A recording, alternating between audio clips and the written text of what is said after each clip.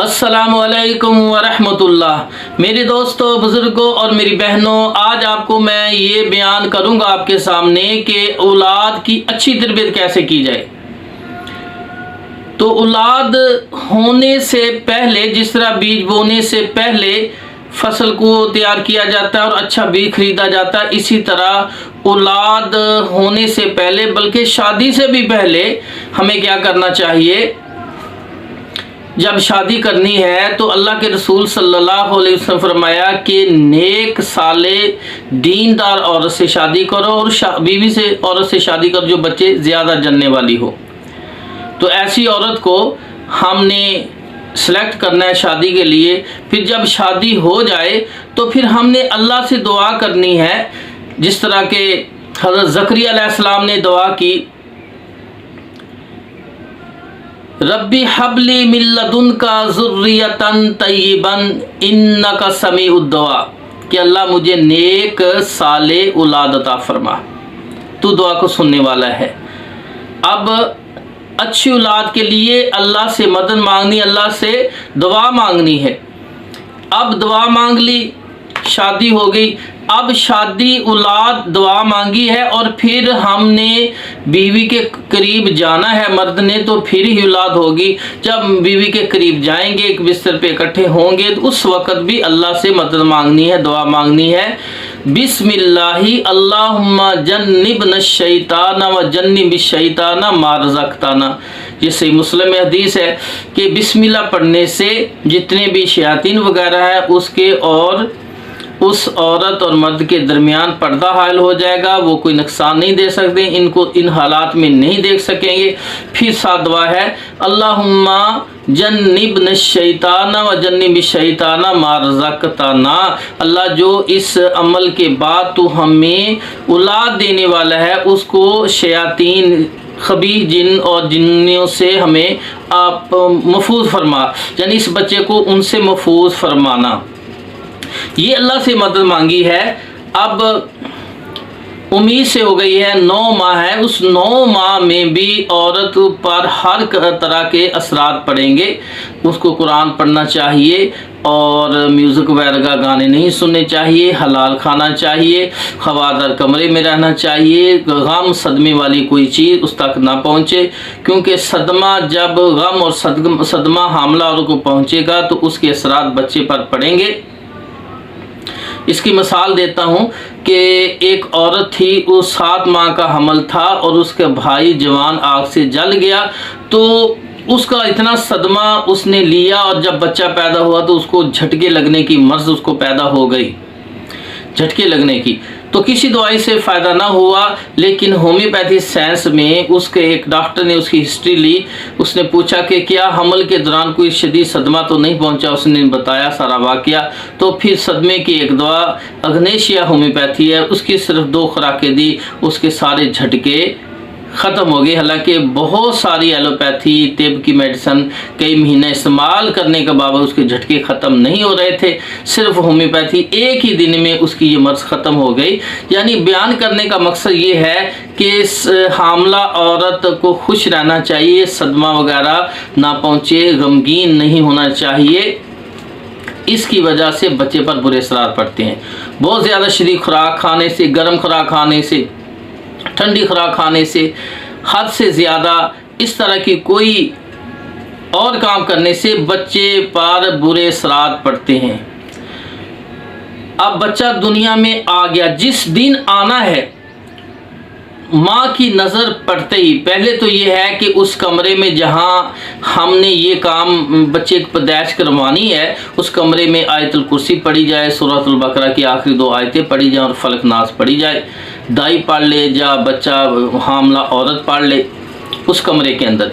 फिर उसके बाद यूँ ही पैदाइश होनी है, पैदाइश होते ही माँ की नज़र पहली जब बच्चे पर पड़े तो वो ये दुआ करे।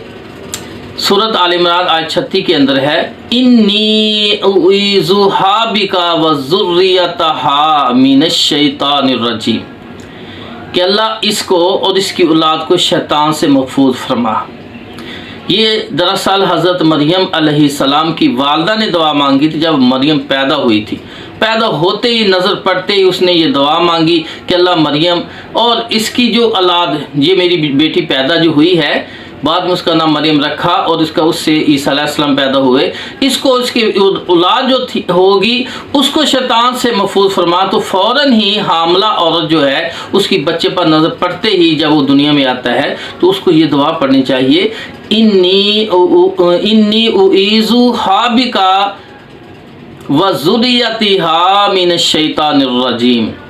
ये सूरह आल इमरान आयत नंबर 36 में आपको मिल जाएगी। हज़रत मरियम अलैहिस्सलाम की वालिदा ने दुआ की थी और इसका असर इतना असर हुआ, फ़ायदा हुआ कि सही बुखारी मुस्लिम में है, रसूलुल्लाह सल्लल्लाहु अलैहि वसल्लम फरमाया, जो भी बच्चा पैदा होता है तो शैतान उसको पूंजा मारता, ठोकर मारता है, जिसकी वजह से वो रोता है।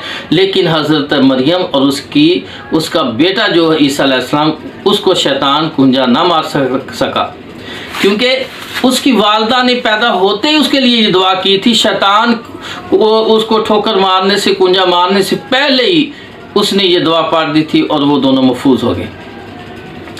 अब बच्चा पैदा हुआ है तो फिर उसके कान में अजान देनी है, फ़ौरन ही उसका दिमाग बिल्कुल साफ़ है, दुनिया में आया है, उसके दिमाग में ये अल्फाज अल्लाहु अकबर 4 दफ़ा कहना है कि अल्लाह सबसे बड़ा है, इस कायनात में सबसे बड़ा अल्लाह है। ला अशहदु अल्ला इलाहा इल्लल्लाह, कि मैं गवाही देता हूँ, इस बात की गवाही है कि उसके अलावा कोई मुश्किल के शाह नहीं, उसके अलावा कोई बड़ा नहीं है, वो ही सब कुछ है। तो ये अज़ान के उसके कान में देने से अल्लाह ताला का अच्छा खासा तारफ़ हो जाएगा, उसके दिमाग में उतर जाएगी बात। फिर वो शैतान जो खुला दुश्मन है उससे बेसिकली बुनियादी तौर पे उसके दिमाग में ये चीज़ें होंगी कि जब भी वो कुछ अल्लाह की मदद की तरफ आएगा, फौरी अल्लाह की मदद मिलेगी और मदद मांगने का दिल भी उसका चाहेगा। तो इसके बाद अज़ान देनी है, अज़ान देने के साथ साथ ये दुआ मांगी पहले, फिर अज़ान देनी है, फिर उसको गुड़ती देनी है किसी अच्छे इंसान की, मुसलमान की, बाअमल की, नेक साले आदमी की।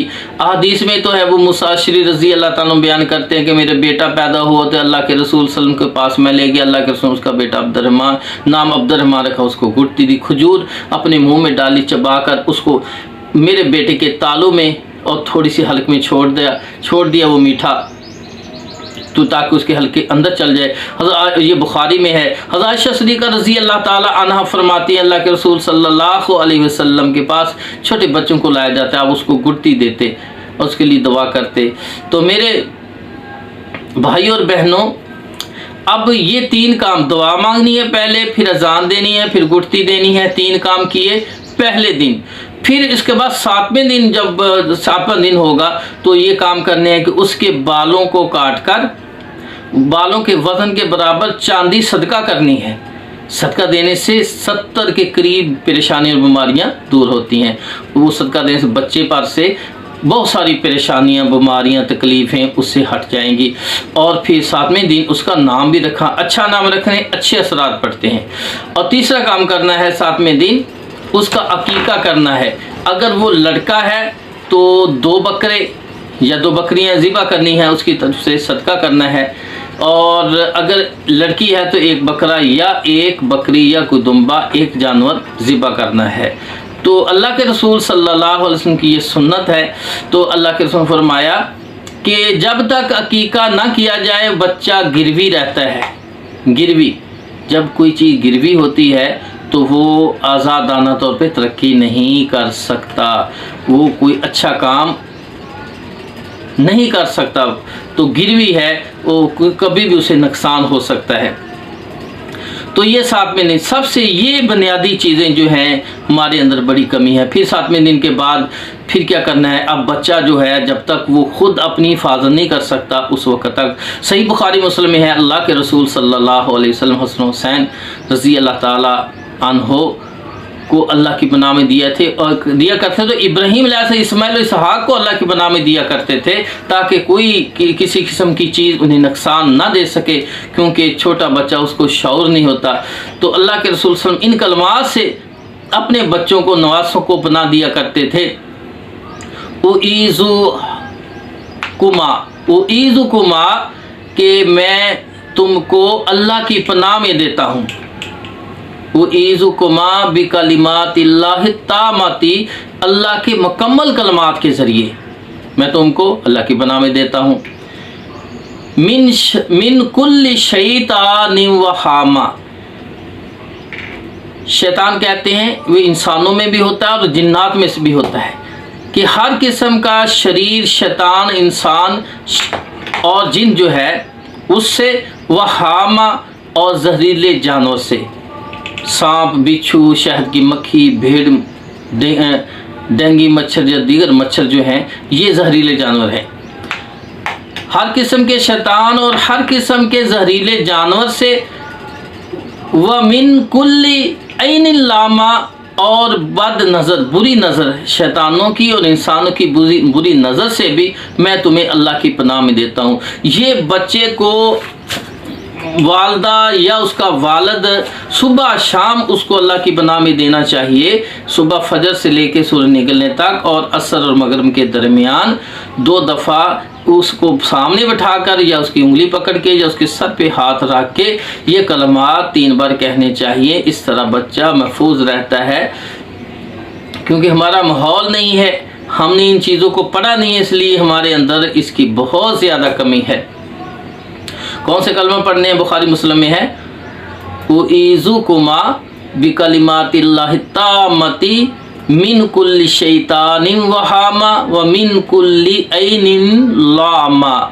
इन कलमात को 3 बार बच्चे पर पढ़ना है और उस पर दम कर दें या सर पे हाथ रख के पढ़ दें या उसकी उंगली पकड़ के पढ़ दें सुबह और शाम। तो इस तरह बच्चे को बहुत सी बीमारियों से, तकलीफ़ों से, परेशानियों से वो बचा रहेगा।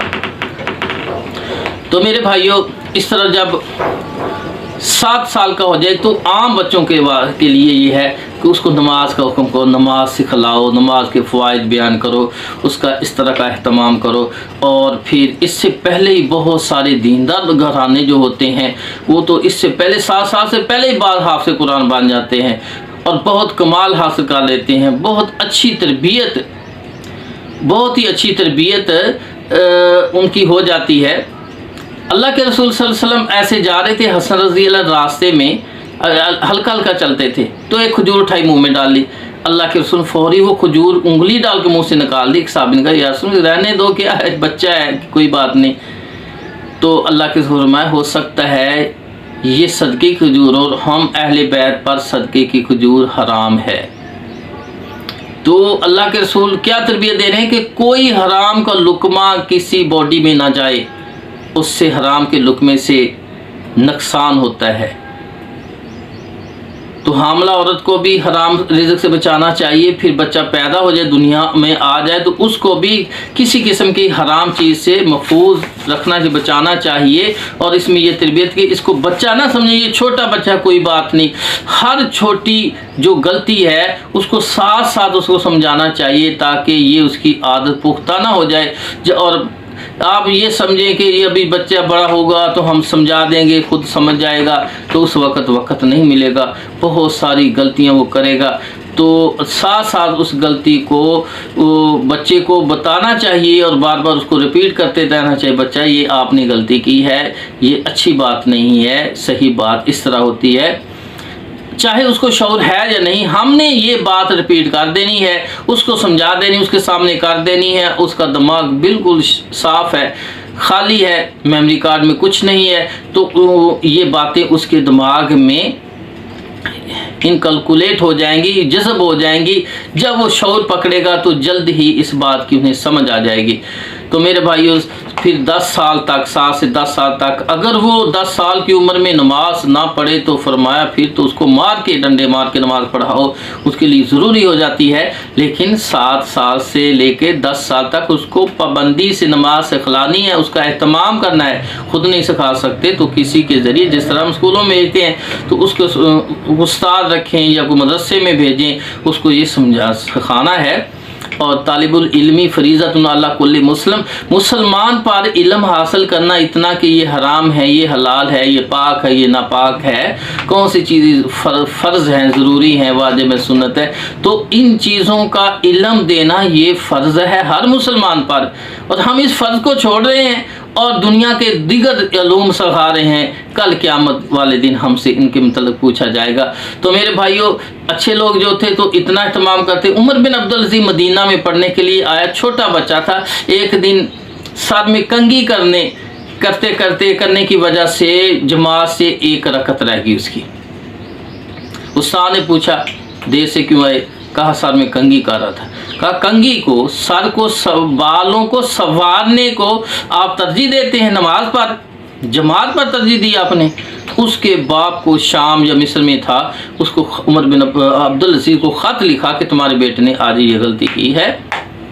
तो उसने एक आदमी वहाँ से भेजा, सफ़र कार के महीने का आया, और आकर उसने आते ही बाप की नसीहत वसीयत के मुताबिक उसके सर के बाल उतार दिए, गंजा कर दिया, ताकि ना रहे बांस, ना बजे बांसुरी, तो आइंदा ये गलती ना कर सके। और इसी तरह उसको फिर समझाया, डांटा उस्ताद ने भी, उसका जो कासिद भेजा हुआ था बाप ने।